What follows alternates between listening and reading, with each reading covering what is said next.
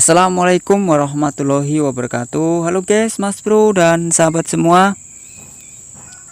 Salam sukses selalu, salam sehat selalu, salam maju sesama peternak seluruh Nusantara se-Indonesia. Di video kali ini Mas Bro dan sahabat semua, saya memperlihatkan sapi yang sedang saya beri makan daun singkong ya. Jadi saya beri makan daun singkong. Daun singkongnya pun daun singkong karet Mas Bro. Jadi tidak main-main ini ya. Daun singkong karet pasti sudah tahu ya Mas Bro. Daun singkong karet adalah pohon singkong yang beracun ya. Jadi singkongnya saja itu tidak bisa dimakan Mas Bro ya, apalagi daunnya ya. Jadi hanya orang-orang yang mempunyai keberanian dan mempunyai pengalaman ya. Jadi kalau asal-asalan pasti sapinya akan tewas atau mati Mas Bro ya. Jadi di video kali ini Mas Bro saya berikan cara trik dan step ya, supaya sapi kita walaupun diberi makan daun singkong karet tapi sapinya itu tidak mabuk atau mati ya. Nah jadi caranya Mas Bro, jadi daun singkong karet ini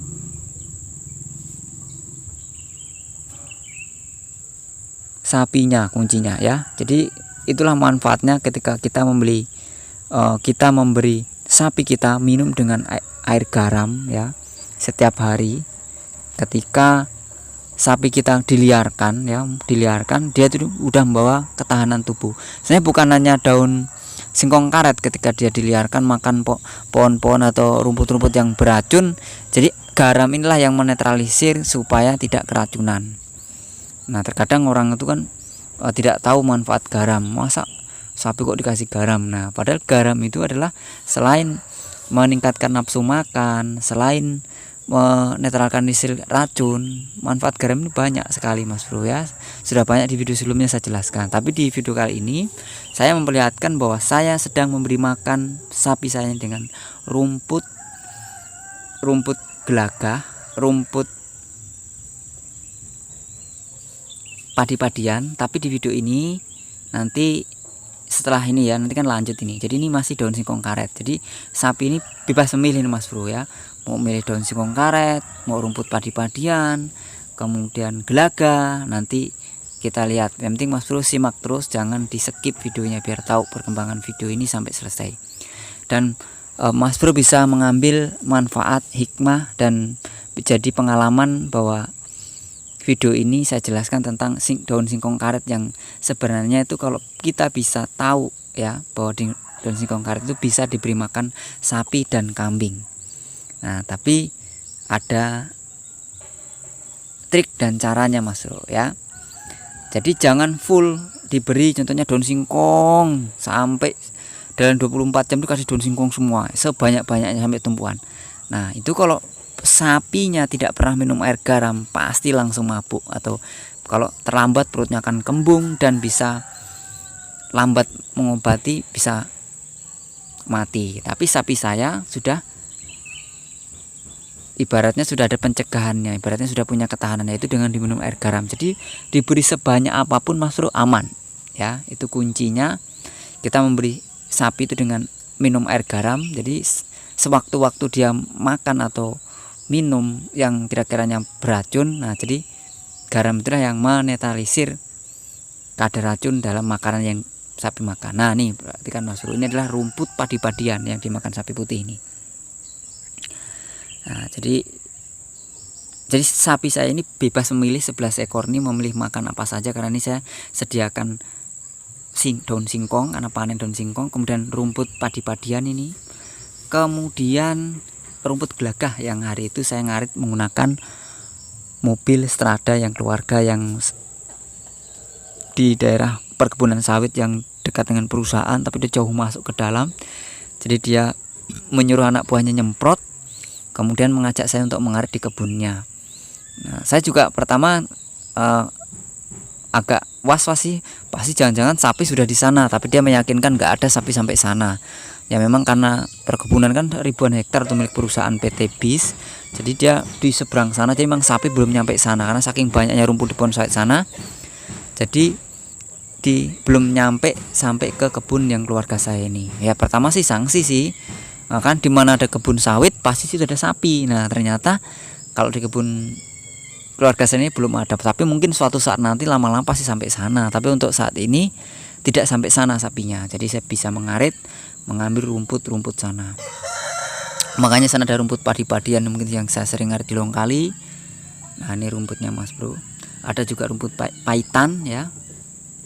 Nah ini sapi saya sedang makan. Ini juga sambil ada daun singkong karet Mas Bro. Jadi sapi saya bebas memilih ini.